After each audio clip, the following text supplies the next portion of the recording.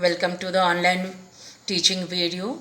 Today I am going to start a new chapter from geography, and the name of this chapter is drainage, and it is one of the major chapter and very interesting chapter from geography. Let us see what it contains. Hope you are all well and in high spirits and in good health.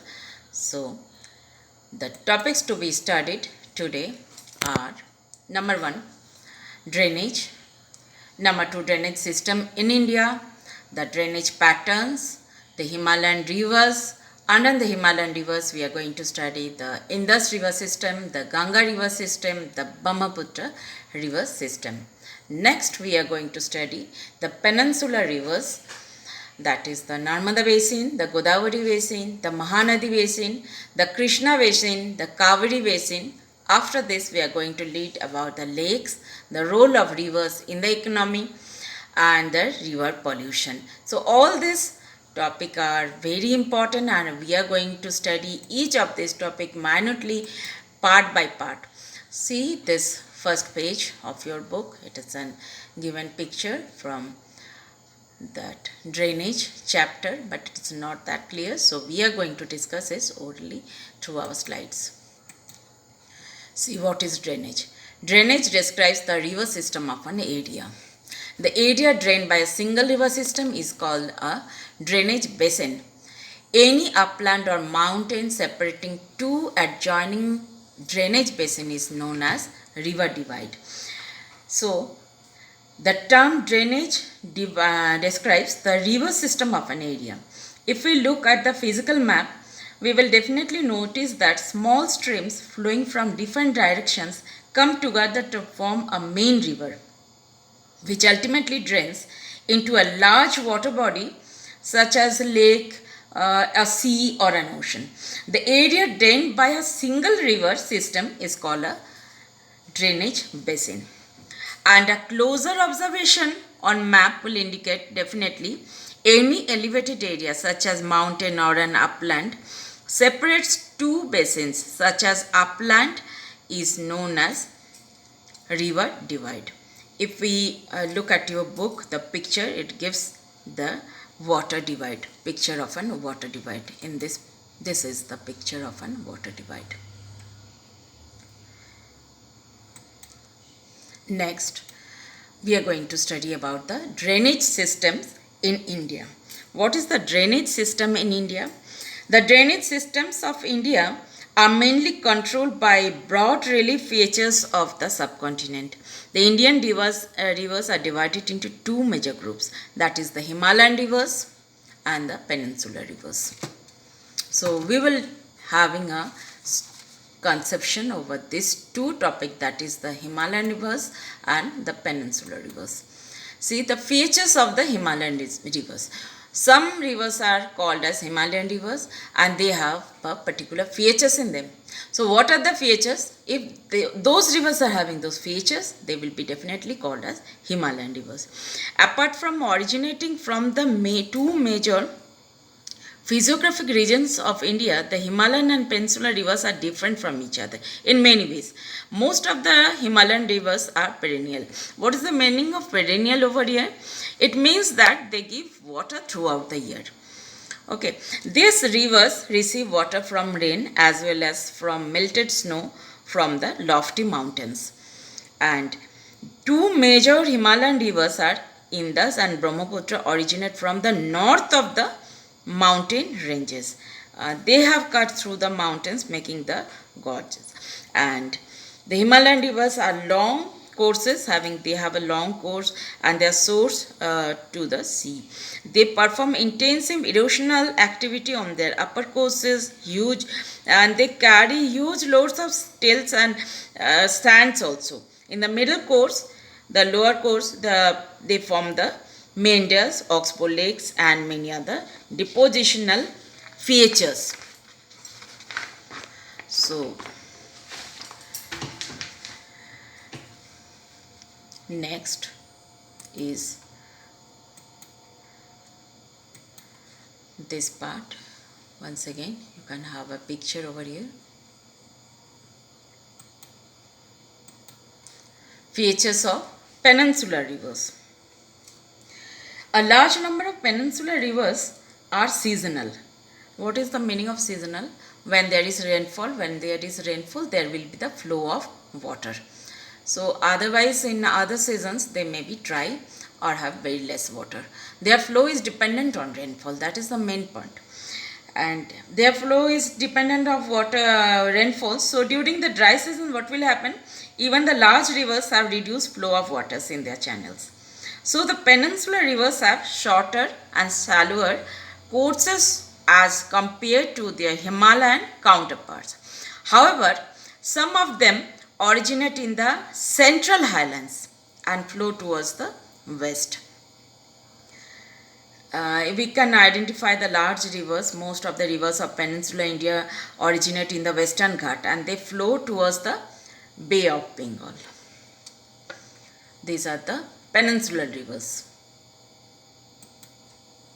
So we have a structure over here. It's a beautiful structure. You can see the rivers of India. They are divided into two major divisions. We can see the Himalayan rivers, the peninsular rivers.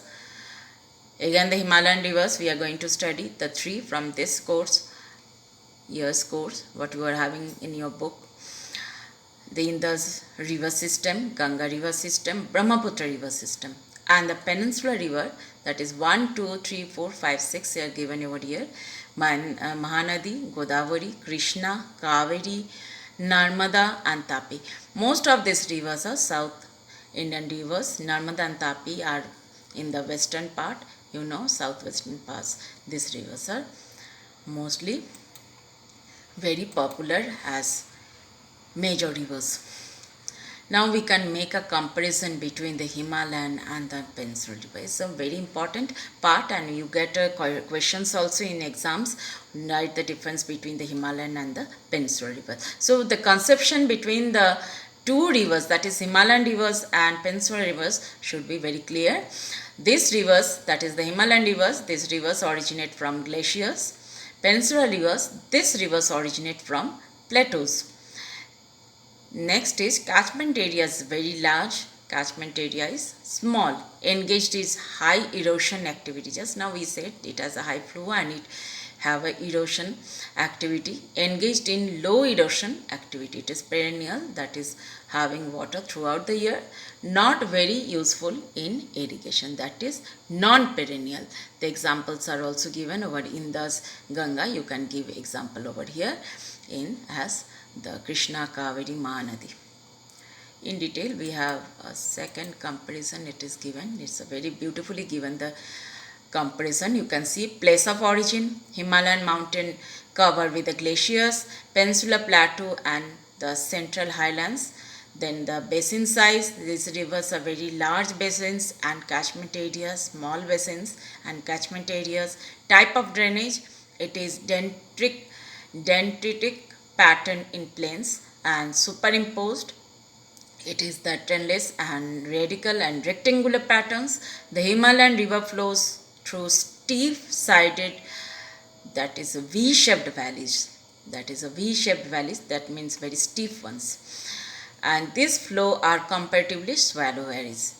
And then we have the water flow. It is the perennial type and it is the seasonal type. Seasonal means dependent on the monsoon rainfall. Whenever there is a monsoon rainfall, it will be filled with the water. Other times it may have very less or dry up. And these rivers flow across the young full mountains and still youthful stage. They have been flowing one of the oldest plateaus. Then meanders, this water enter the plains. There is a sudden reduction in the speed of the flow of water. Under these circumstances, the river forms the meanders and shift their beds. And the hard rock surfaces and non-alluvial character of the plateau remains little scope for formation of the meanders. And delta, these rivers make only the deltas, and one of the largest delta we know, that is the Sundarban delta. You know what is delta? It forms a small tributaries looking like a D shapes. And here no delta formation. Some of the rivers also form the estuaries, but these rivers make deltas Krishna, Kaveri and estuaries in the Narmada and Tapi. Here is a picture for the Indian, that is river flows. the major rivers, how they are making their river system and basins, cover up the basins. It's a very important map. It can be given as a map pointing also. So you have to practice the map pointing while doing the map classes. Now drainage pattern, it is one of the very interesting part. You see, pattern of drainage means how the drainage system is done, that is been named after this pattern. So dendritic drainage, then rectangular drainage and radical drainage. Let us see. We have some pictures over here. This dendritic. You know dendrites? We have read the neurons in nerve cells. You have seen the action. Last part is like dendrites, looking like the branches, small and branches, sub branches. It is like that little bit. Then it is next one. Then this radical one coming towards the center. See, dendritic pattern develops where the river channel flows slope of terrain, streams, tributaries resembling the tree-like formation. It is the dendritic. River joined with its tributaries and approximately right angles, trellis patterns, and then we comes with the rectangular pattern, this one. So pattern develops with a strong jointed rocky terrain. So these are the major formation of the drainage patterns, or more clear pictures depicting looking like trees branches. Then rectangular one, then trellis one, and the radical ones.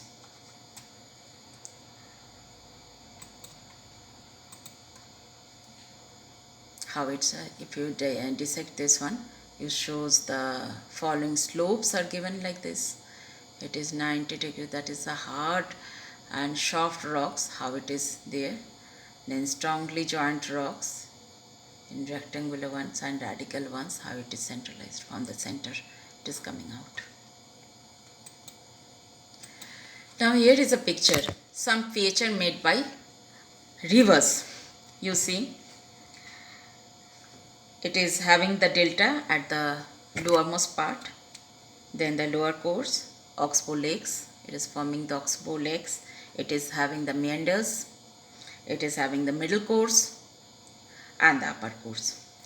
So a large number of peninsular rivers and Himalayan rivers, they are having this type of flows. So we have a flow pattern with this picture we can see. Okay. Next,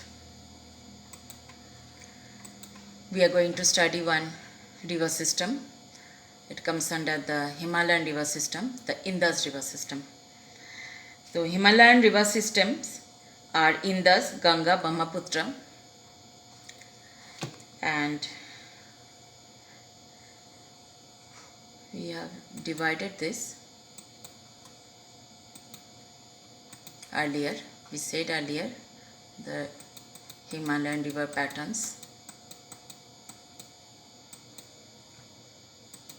Here Himalayan river patterns are given, and the name of the Himalayan river patterns are given. So the main rivers which are coming up under the Himalayan rivers are the Indus, the Ganga and the Brahmaputra. These rivers are long and they joined by the large and important tributaries. A river along with its tributaries is called a river system. So here we are studying the Indus river system first. The river Indus rises in Tibet near Lake Manasarovar. It enters India in the Ladakh district of Jammu and Kashmir, that is on the top. Flowing west, tributaries of Indus are Jaskar, Nubra, Shyok, Hunza. Join it in the Kashmir region. The Sutlej, Beas, Ravi, Chenab and the Jhelum join together to enter the Indus near Meherkot in Pakistan. Next is Indus plain has a gentle slope. Total length is 2900 km. A third of the Indus basin is located in India. and rest in Kashmir, Himachal Pradesh and Punjab, the rest of the Pakistan. So this is all about the Indus river system. So let us stop here with this video, and we will do the rest of the Himalayan rivers in our next video. That is, we will do the Ganga river system and we will do the Brahmaputra river system in our next video. Have a good time. Thank you.